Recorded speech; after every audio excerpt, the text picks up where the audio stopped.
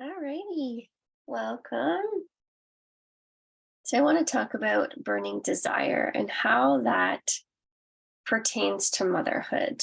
This is something that is so important and something that we understand in motherhood because we read this book so much, Think and Grow Rich.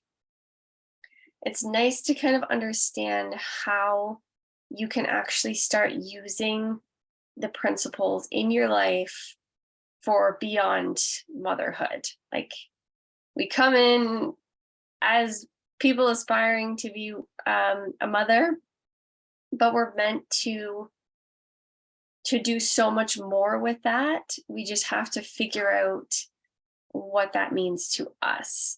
So it's nice to kind of, as you go through the chapters, is to kind of pertain this information and relate it back to you in this stage of life. And then knowing that you can use it once you understand it, you can use it in so many more areas of life, if that makes any sense at all. So I want to talk about burning desire because it is such an important topic when it comes to motherhood, because we know that motherhood is, we have a burning desire to become a mom, right? As women, when we're in that kind of transition or stage of life, we have that burning desire to become a mom. But there's more to it than that. There's more to it in the sense that you don't just come into this world as a woman and aspire to be a mom, and that's all you're going to be, because eventually your kids are going to grow up, right? You've heard me talk about this. So it's understanding who you are and what you are meant to do with the energy and everything else that you're bringing into the world, and finding that purpose. So your purpose is meant to go beyond just motherhood and you raising children.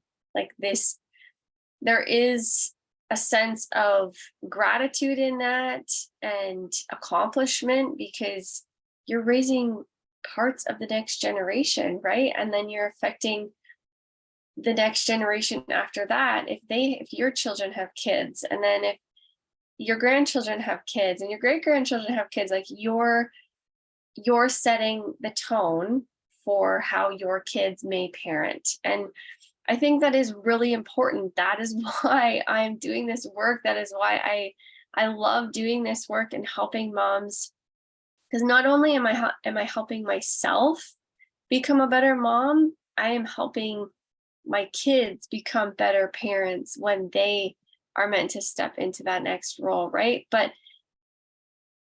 understanding that my purpose is not only to be a mom. So I know if that's your purpose right now, just understand that it can change, and you can understand that there's more to you than that.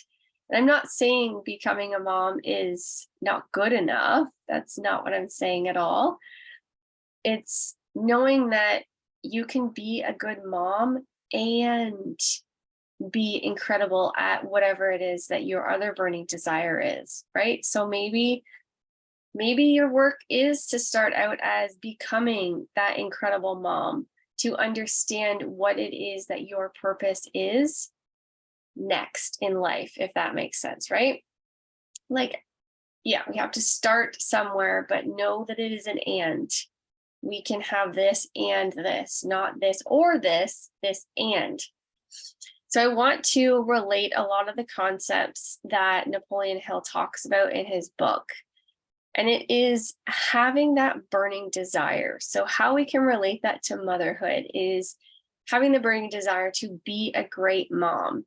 So you can be a great mom and have a career of some kind, or maybe becoming a great mom leads you down to the next path of some kind of coaching or guidance or mentoring that you're meant to do. This is kind of what happened for me, right? I aspired to be a better mom and be incredible at it because I didn't really want to be a mom. Like, I did want to be a mom in the beginning, but then once I was in it, it was like, this is hard.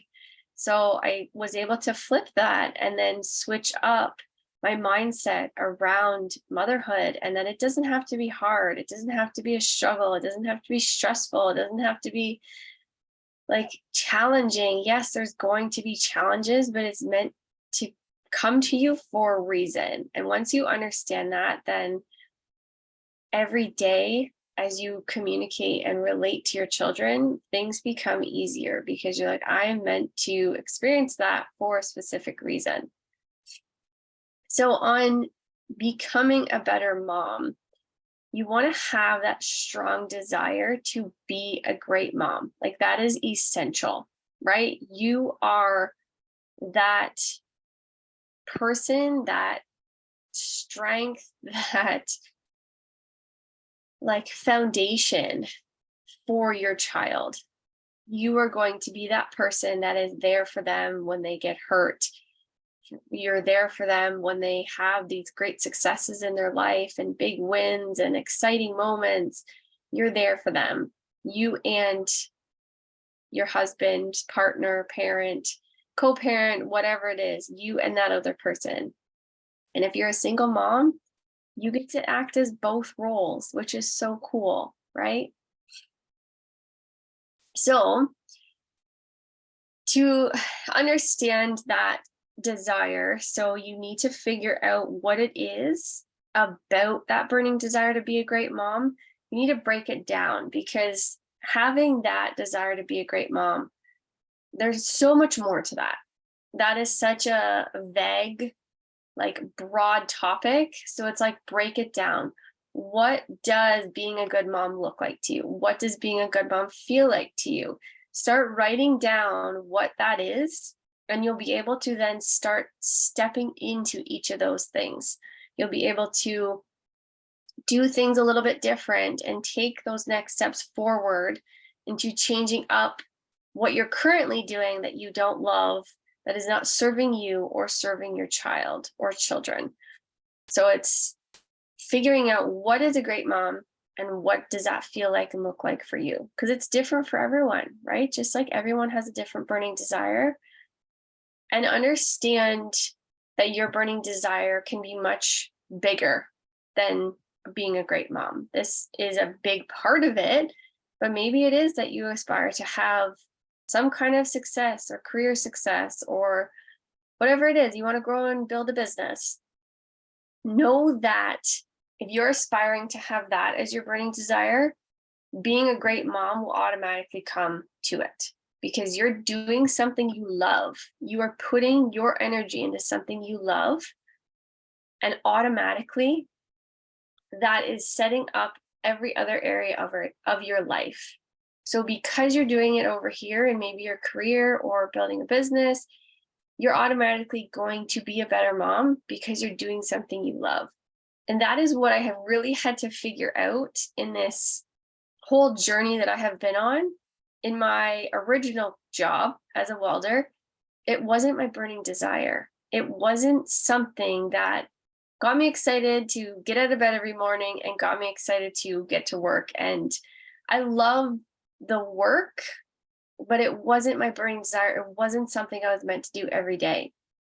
So I knew my passion and my purpose was somewhere else, because of those feelings I would bring from my job or come from home to my job was not setting my family up, well, me first, and then my family up for an incredible success, because it wasn't my burning desire. So I knew I had to figure out what that purpose and passion was for me in order to then have that next step of becoming that great mom, right?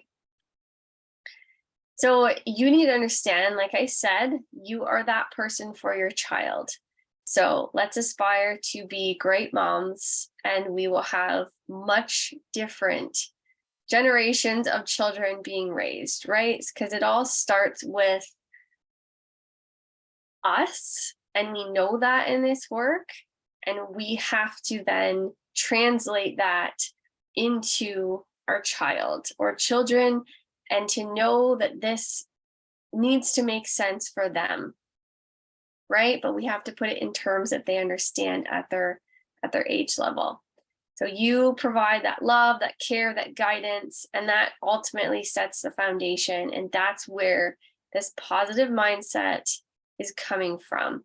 So if you are in that place of you don't have something you're focusing on or you're working on right now, you're going to find that that foundation is not solid. There's lots of holes in that foundation. This is what I have felt. If you've been a part of this for a while, you know a bit about my story. Then postpartum depression really kind of took over my entire life in my first child being born. And that's where I really am able to now look back on that time in my life and realize that I did not have a burning desire. I did not have a desire to be a great mom because I was so stressed out and frustrated and all of the emotions and depressed. That was a big part of it. Everything I put energy and effort into seemed to fall apart. So it was just constantly thing after thing that would come up. And then it was giving me the evidence that this is hard, this is a struggle. But I wasn't focusing on something and moving forward in it. I was focusing on things that were not necessarily going to move me forward. I was trying to grow my essential oil business, but I didn't start with me first. So how can you output goodness into the world when you don't set up yourself first?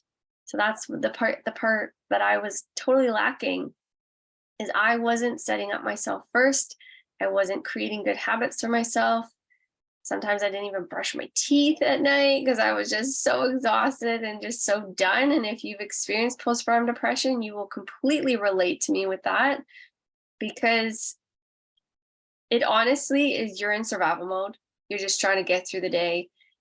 And when you get to that day, you're just so exhausted because of the constant stuff going on in your mind and just the self-talk and everything that goes along with that, of being in that depressed state. You can't even think of anything outside of yourself. So for me, thinking about a burning desire or finding my purpose, that wasn't even in my mental capacity at that time. So honestly, give yourself some grace if you're kind of in that position as well. Reach out to me, because I know that was super helpful once I actually acknowledged and became aware of what was happening. And then I could start to figure out where I needed some help or support. And it looked like a lot of support and help in my home first, like support from my husband. And I was able to kind of let my mom and my sister know what was going on as well. And then it was help from them. So anytime I could get a day free or a couple hours where my son was being like looked after, that helped, right? And sometimes that might make it worse, because then you're sitting in the quiet and the silence. But that is the joy of doing this work, because we embrace the silence, even though it's scary and it doesn't feel good and you have to tune into your own thoughts. It's okay. Like, we have to do it in order to come out on the other side. And if you want to come out on the other side, this is honestly the only way that you will pull through, right? You have to have something you are desiring, something bigger than yourself and bigger than the current state of life. So it's like, if you desire to get out of this feeling, then you need to understand that this diving into your mindset and understanding who you are and your beliefs and your habits and your thoughts and your actions are going to pull you out of that thought, right? So another big piece of this is visualization. And this is very important because we need to be able to visualize who we are as a mom and who we want to be. So you know where you currently are. So we're not going to be visualizing that because you're living it. But we need to understand. So once you've done that list and figured out who you are and who you want to be, then you can figure out like what pieces of that who you want to be, so that we call that your goal achieved self, what part of that is kind of like the top priority. So for me, I'll just keep using my personal examples. It was responding over reacting. So I was in the habit of reacting constantly to when my children would do something, or when something would happen, or the list goes on, right? In that habit of constantly reacting. So in order to, that was kind of a top of the list one for me that I wanted to work on, because I would see it in myself sometimes, not all the time. It's very easy to see it in other people. So for me, my sister was my reflection. So seeing my sister in family settings whenever we were together, and how she would respond to her children and how she still responds to her children, is a reaction. It is a constant reaction of like calm, calm, calm. And then they kind of start whining and losing their mind, because it's like children get tired. We know this, right? And then it's just like screaming. So having that reflection, because then now I'm aware of it, that I do this. And I would talk to my husband and say, like, is this something that I do? And very politely and kindly, he would say, yes. And we would talk about it and go over the situation. And then he'd pick out moments where I would actually respond because I was working on it, right? And it was good. It was a good reflection to see that, like, up until yesterday, I would have completely lost my shit. And then in this instance, because I've grown, I can now come into the situation calm, right? So you can always have that reflection. So that was a big one for me that I started working on. And it was constantly visualizing and affirming to myself how it is that I want to respond, right? So it's like I didn't even entertain reacting anymore. It was, how can I respond? How can I respond? How can I respond? Constantly practicing, visualizing how it is, because we understand how visualization and affirmation can create that positive mindset, and it will help motivate you to take action and make those necessary changes, and to help you understand and set the goals that you want. So for me, setting that goal of I respond instead of reacting, or I respond, just leave it at that, right? Because then you're still bringing in reacting into it. And as that is going to ultimately set up the way that you want to be, right? That is going to start that next step of you. Like, there has to be an action piece, right? To everything we do, there has to be an action, a next step, something that you're doing. This is what you want. What's the step that's going to move you there, right? So it's like setting this as more of a base camp goal, and then taking the little action steps that's going to get you there. But the ultimate goal is desiring to be a successful business person, right? So yeah. What else do we got here? What's the last point that I wanted to talk about?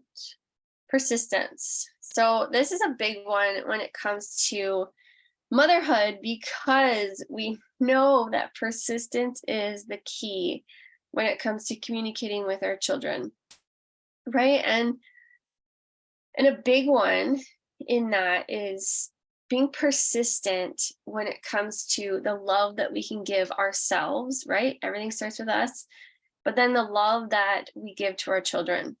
So a lot of the time in situations with my own children, I find that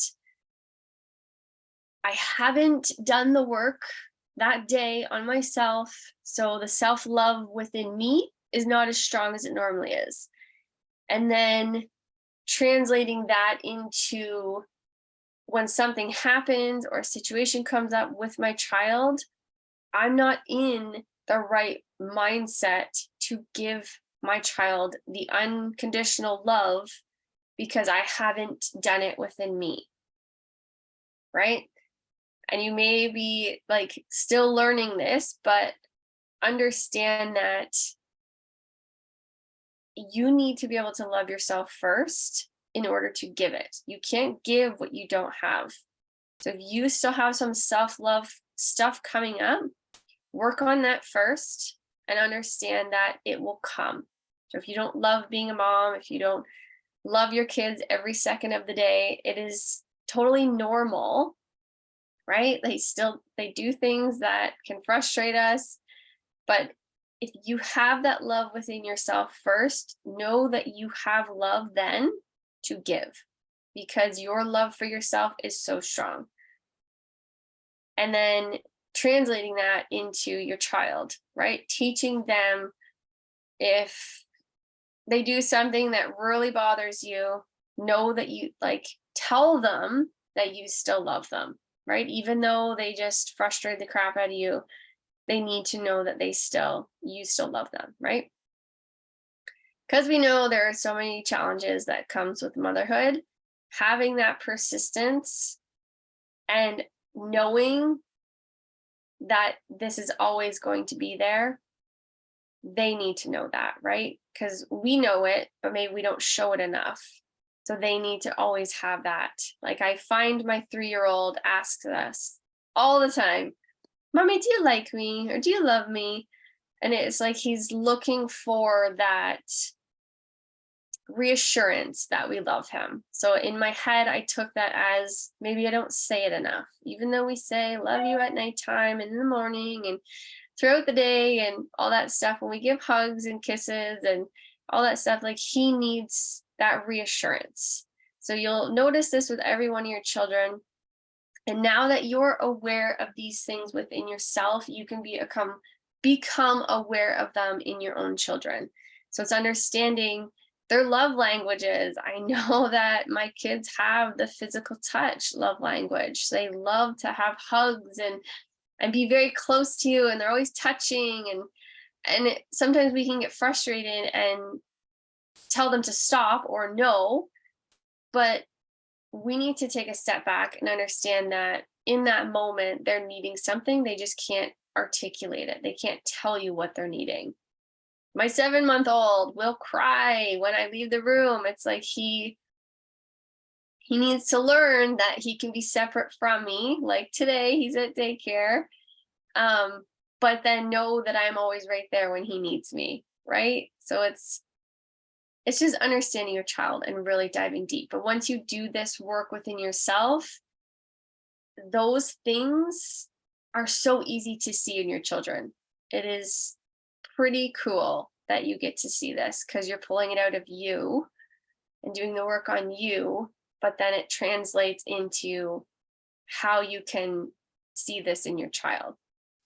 So that is kind of everything I have. First, you need to create that burning desire and figure out what that burning desire looks like in your life.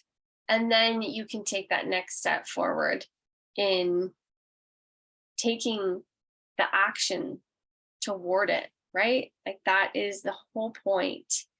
And that's a really cool part that we get to teach our kids as well is taking that step forward into what it is that we want to do. So whatever that is for you, I highly recommend you figure out what your burning desire is outside, like in motherhood, and then also outside of motherhood. So how we have these personal and professional goals, find one that is a personal goal for you and a personal goal for you in motherhood, if this is something you want to work on. Okay, that is my challenge for you.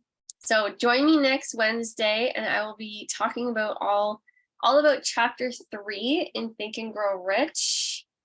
And that is, what is chapter 3? Faith. We'll talk about all about faith and having faith when we're a mom and beyond, right? It doesn't just stop at motherhood. Okay. Have a wonderful day, and I will see you next week.